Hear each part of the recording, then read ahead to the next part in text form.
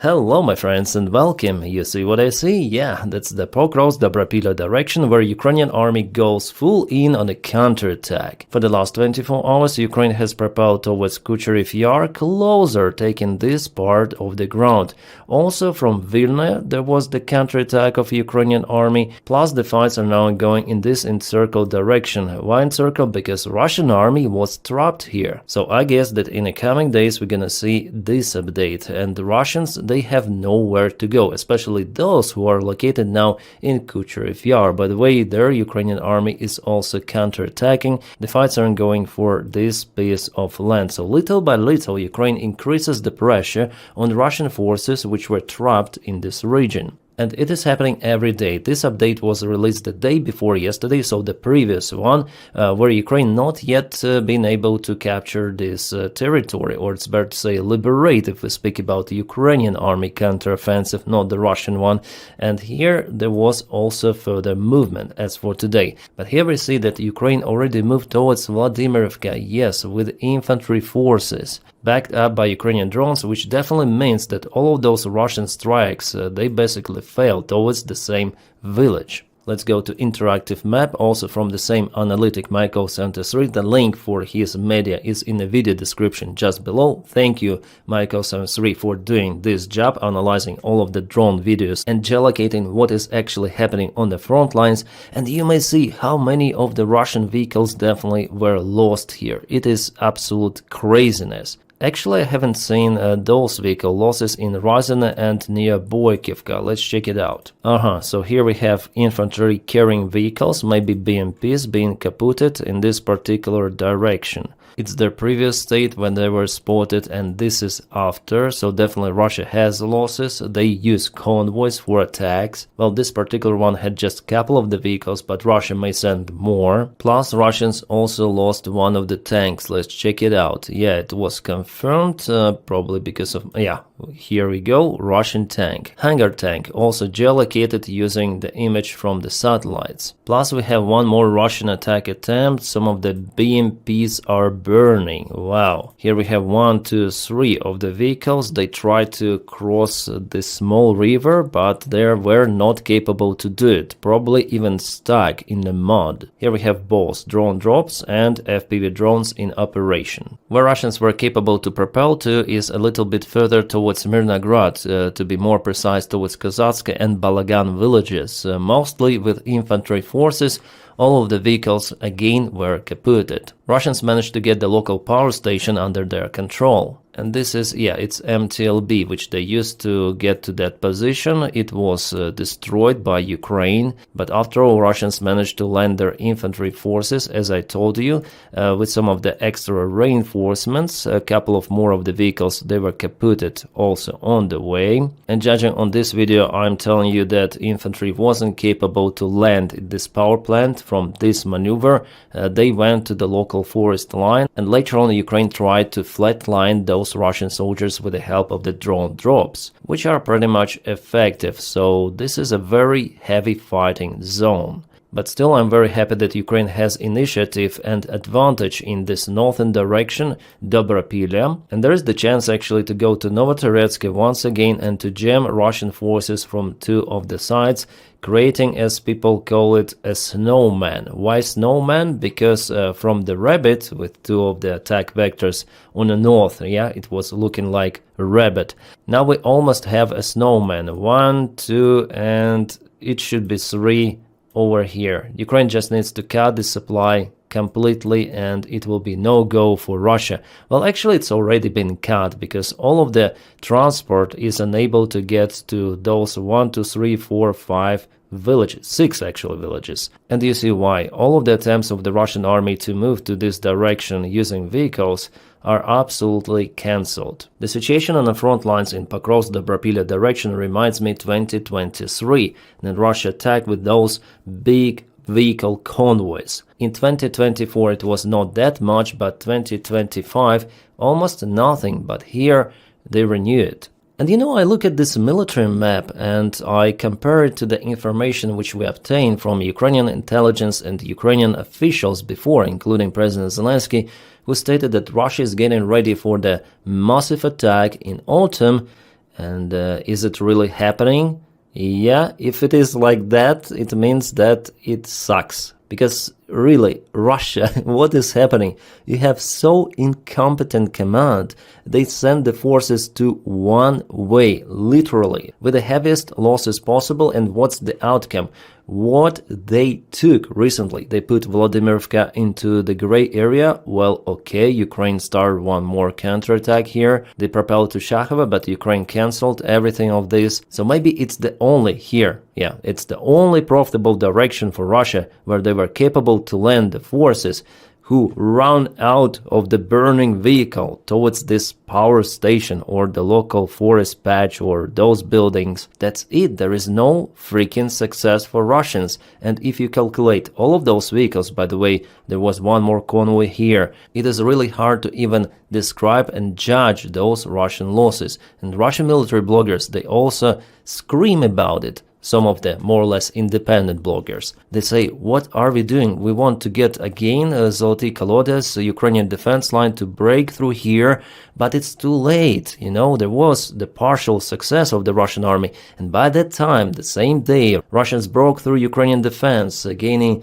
lots of the territory, 17 kilometers per couple of days, maybe maximum 3 days. By that particular time, Russia should have sent reinforcements, but they didn't have a thing here. And I would say that this thing was a pure lack for Russians. Ukraine simply didn't have enough infantry forces to protect this part of the front lines. Russians, first of all, advanced with the sabotage groups, then they caused some of the panic among Ukrainian defenders behind the front lines, so our guys decided to retreat, and Russia sent more reinforcements, no longer sabotage groups.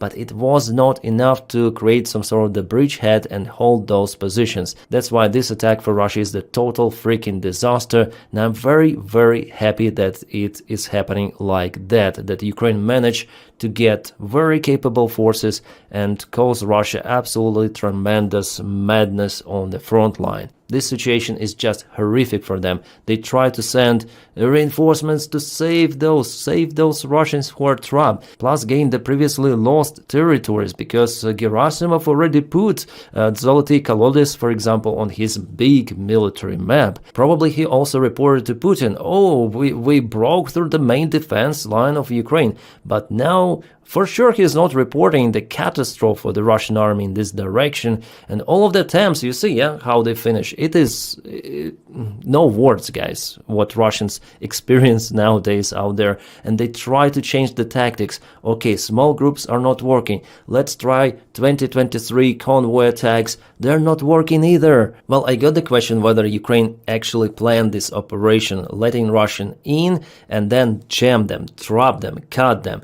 No, it was not planned like that, but it happened. And again, I'm very, very satisfied about the current situation.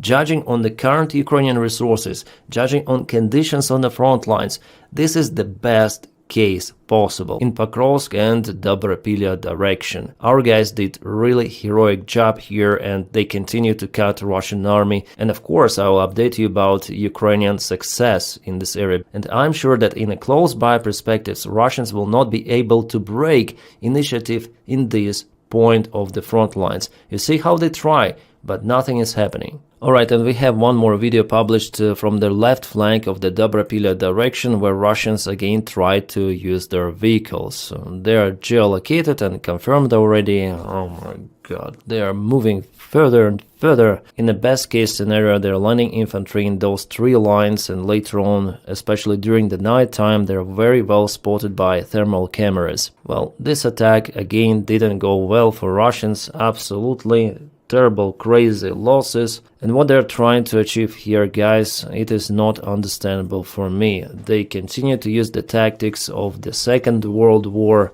even though Ukraine has lots and lots of the drones. Well, still, it's better not to underestimate our enemy, Russia. They also have drones, they also have assault forces, aviation gliding bombs, and there are losses for Ukraine as well.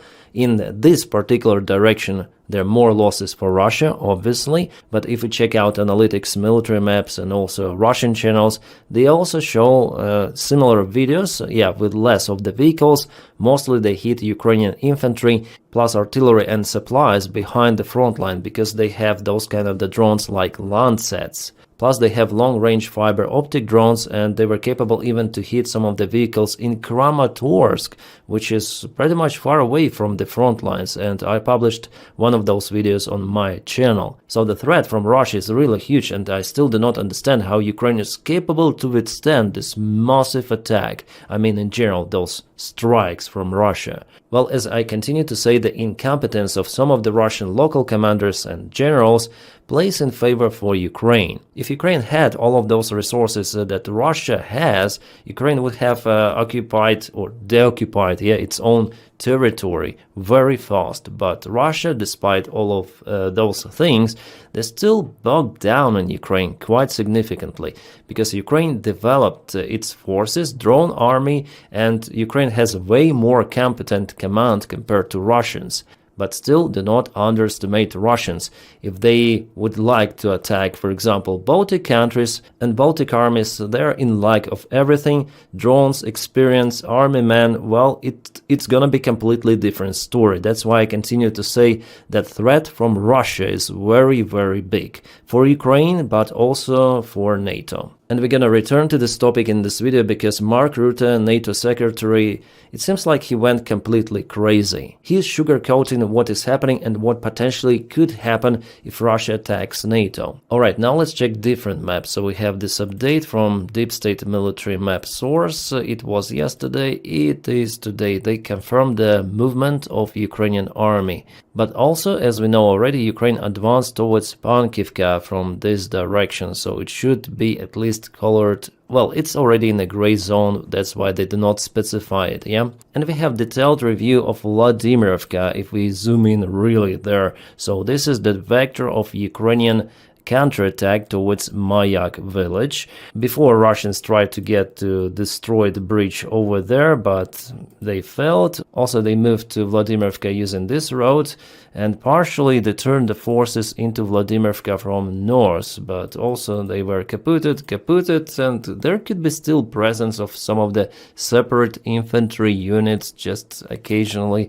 That's why it is in a gray zone, but Ukraine strikes towards the new direction. And for Russia, well, it could be kind of interesting because their forces over here in those trenches are now under the threat. Well done, Ukraine, with this operation, counterattacks, everything so far is going really according to plan. Not Putin's plan, no, after all, Ukrainian plan in Pokrovsk. And also we have some interesting news coming from Alexeyevka village of the Sumy region. The events described in this village by Russian military bloggers as catastrophic ones, and they say that they have to withdraw from it.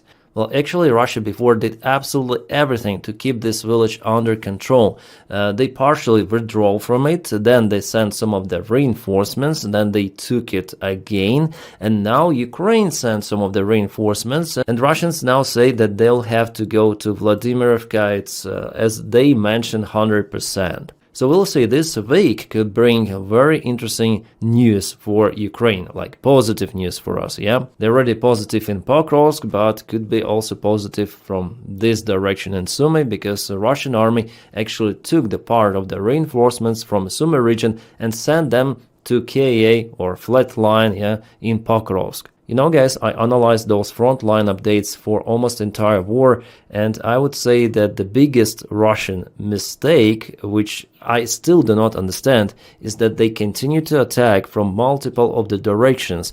They disperse their forces. They are unable to concentrate in one specific spot to gain some of the advantage over Ukraine. Even though they have prevailing forces, it doesn't necessarily mean that they might have some tactical even success. I still do not know why Russia is fighting like that. Maybe they want to attract the Ukrainian army elsewhere on the front lines, but at the same time, Russian army doesn't have those significant reserves, and the attacking army should have at least 3 times more soldiers compared to defending side.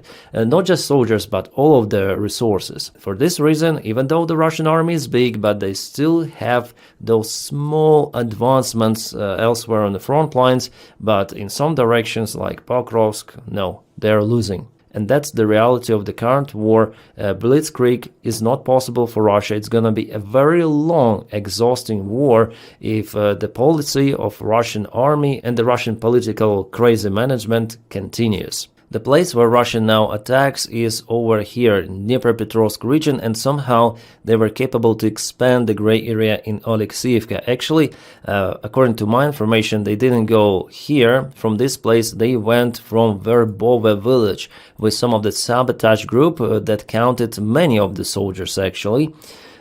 So it was several days ago, and it is right now. Ukraine is working now with drones on that village. And here is the update. Yeah, you see Russians took Myrna village under control, but I may say that they slowed down a little in this direction. Alright, now let's go to another news and let's listen to this clown Secretary of NATO Mark Rutte, who is probably a cuckold or something. Yeah, can we use this name here for him? Because probably he likes then Russian drones and fighter jets are flying into the NATO airspace, and he says that we're not gonna shut them down because maybe they're quite peaceful. Let's listen. But why would you shoot down a plane which is not posing a direct threat? I mean, that would be silly. I mean, we have done this for 60, 70 years as NATO. We have worked with the Soviets and now with the Russians. It is not new. Why would you shut down the plane? It's just a Russian plane, who cares? And let's go to one more quote of this clown,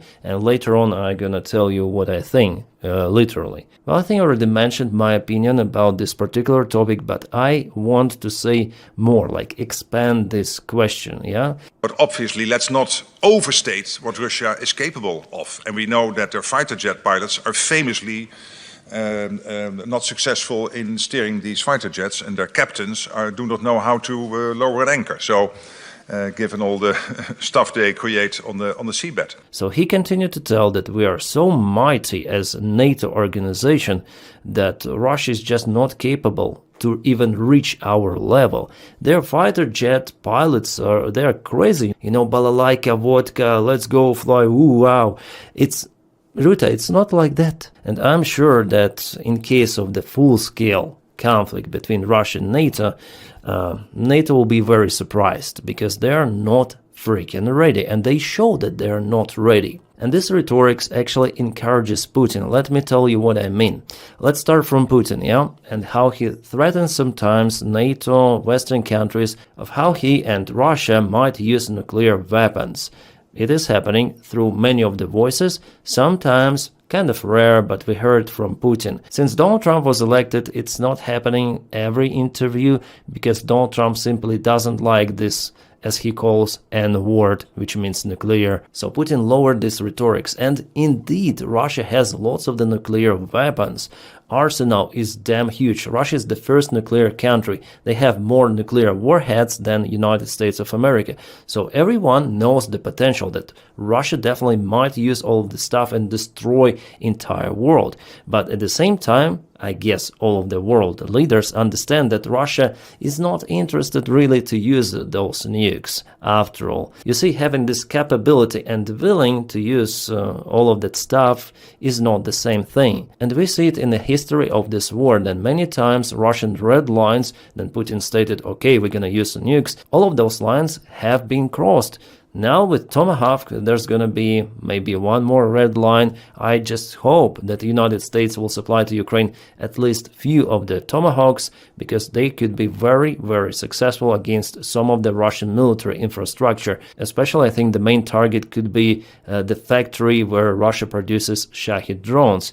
But let's speak about Putin. World leaders also understand that Putin lives kind of the luxury life. He is not that outcast. He is not like that religious fanatic dictator. No, he likes money. He likes luxury stuff. He has lovers and unregistered kids from those lovers. No, he lives normal, fancy life. So probability for him to use nukes and kaput everything around, also the stuff that he likes and loves, well, this probability is very low. Unlike, for example, with Iranian dictators, or as it was already with Afghanistan guy Osama bin Laden. Then he was actually forced to live in a cave after what he had done. So it was definitely a fanatic mindset. So he sacrificed his normal living for some really terrible event as for us, but for him it was a huge achievement that was worth his comfort life. For Putin it will absolutely not work like that, and people understand that. Donald Trump understands that. So all of that Putin's bluffing about nuclear weapons, it's not serious. Yes, he potentially may use nukes at any freaking moment because he has those. But the probability, it's similar to winning multi-billion-dollar lottery. With Putin, especially because we know his portrait. But the same exact situation is now happening with NATO. Rutte says, we are so strong, we are so mighty, we can destroy like everything. And Russia is not even close to our mighty power. But at the same time, Russian airplanes are flying to the NATO airspace, drones are flying, and NATO is not doing a thing to shut down those drones over their own military bases. Like, what the hell is happening? And Putin sees everything of that, and he understands the bluffing because he's bluffing himself with his nuclear weapons. So he looks at the signal from the Secretary of NATO that Russian airplanes do not possess threat. Okay, next time let's send them deeper into NATO airspace. Let's see, then they will be triggered, by us. Or more drones, more cable cuts, any sort of the sabotage acts. Putin might try to reach those red lines of NATO, which are absent, as we see. So this clown Rutte definitely encourages Russia for this escalation act without being physically capable to defend NATO airspace against drones. Shutting down the Russian airplane in your airspace is pretty much logical. It's the violation of your territory. Doesn't matter if it is ground or air. As Rutte says, no, it's a big difference. No, it's not. It's not according to any sort of the law. According to jurisdiction, your territory is also airspace that goes infinite to the space. So it doesn't even matter at what altitude Russian planes fly. And how do military airplanes are not possessing any threat for your country? They are first of all military. They fly with ammunition, with rockets. They were pictured by your own NATO fighter jets, by pilots. Those images are available in internet. Like, Rutte, what the hell are you talking about? Well, here with those kind of the statements, Rutte confirms my deepest, I would say, fears about NATO organization, that it might be similar to United Nations.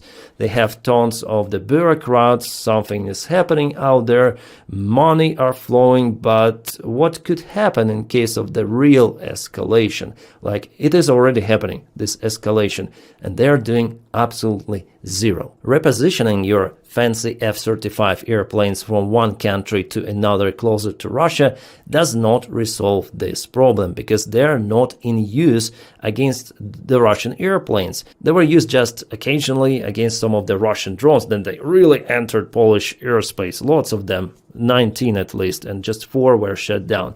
And Rutte simply doesn't understand the potential threat of the full-scale war on the ground with Russia, because Russian army, it will be successful. At least initially, maybe in the midterm, they will be successful because they have drones. Every kind of the drones, Lancets, Shahids, FPV, everything Russia has. NATO has Nothing. Drone army is not yet being created in any sort of the NATO country. They do not understand, it seems like, what is happening and what kind of the realities are out there. For Ukraine, it is logical. And why Ukraine was capable to stop Russians?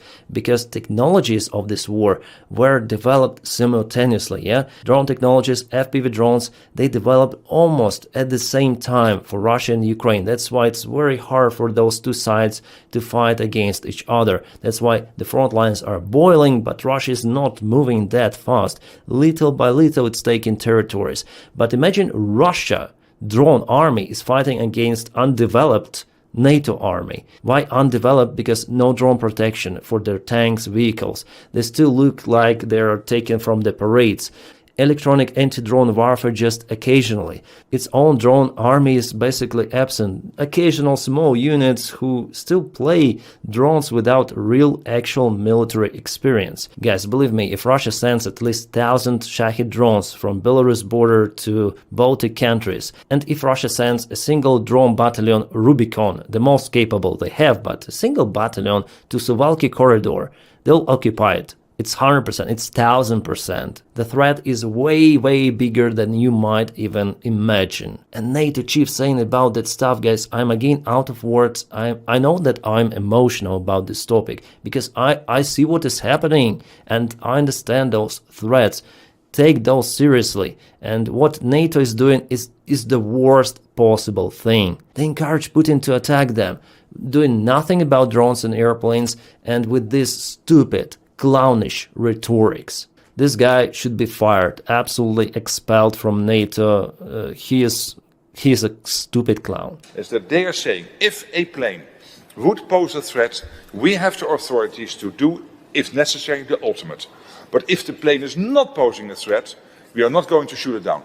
And then we will gently guide it outside the airspace. This is exactly what they should do. Gently guide out, yeah. Alright, about Tomahawks once again. This week it's gonna be a decisive meeting in the White House between President Donald Trump and President Zelensky. Trump says he may give Tomahawks to Ukraine. Is he bluffing? This is the article from what? From the New York Times. Well, I think he could be bluffing, maybe even not. The probability is again very low for Ukraine to obtain those missiles. Our allies in the European Union, they ask for more air defense missiles to Ukraine and more systems. Hopefully Ukraine will get everything of that because Russia, after all, strikes Ukraine very hard. But even if the United States supply those missiles to Ukraine, somehow it will not be a bunch of those missiles. Just few of those, it is already understandable because there are not enough ground launchers for Tomahawk missiles. Maybe a couple of them are available somewhere. So I'm not pretty much optimistic about it. I hope that at least few of those will be supplied to Ukraine, so Ukraine could use them against Shahid factories, as I already mentioned you before. But anyways, I'm happy that there is the change in rhetorics of White House and White House officials, because before they just hated Ukraine, they hated Zelensky, and for them it was like clear that Ukraine is unable to win in this war, that Ukraine should obey Russian terms, give up its own territories and make some sort of the peace deal. But now I see that they press Russia more.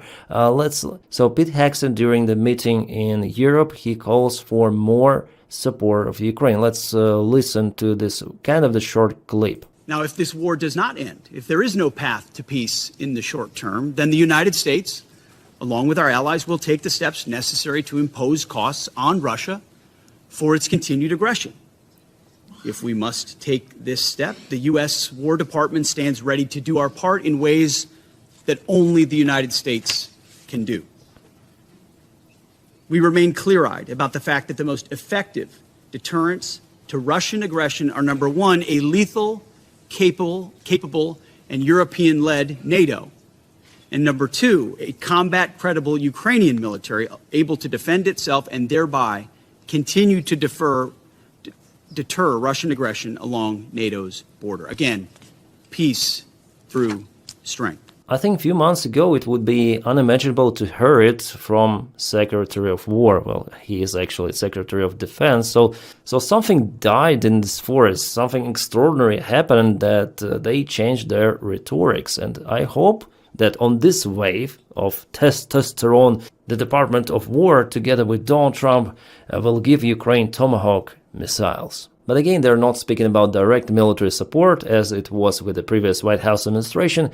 They're telling Europeans to purchase American weapons. That's it. You need to give us money to maintain our military production sector, and maybe we'll do something if Russia attacks you, but no, probably not. I do not believe that the United States under Donald Trump will deploy their forces to protect Baltic countries. No. And hear what Donald Trump tells about his future meeting with Zelensky.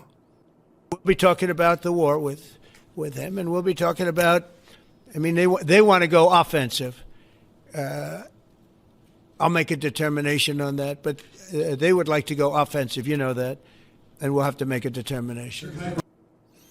Interesting. So Ukraine wants to go offensive. I guess offensive deep inside Russia using some of the weapons and not on the front lines, because actually Ukraine doesn't have resources to advance fully strategically on the front lines as Ukraine did in late 2022 in Kherson and Kharkiv oblasts. I think speaking about the war in Ukraine with the current drone technology developments, it's not possible to offense like that, taking huge territories. No. So I think here he meant deep strikes inside Russia to harm Russian military production and refinery capabilities.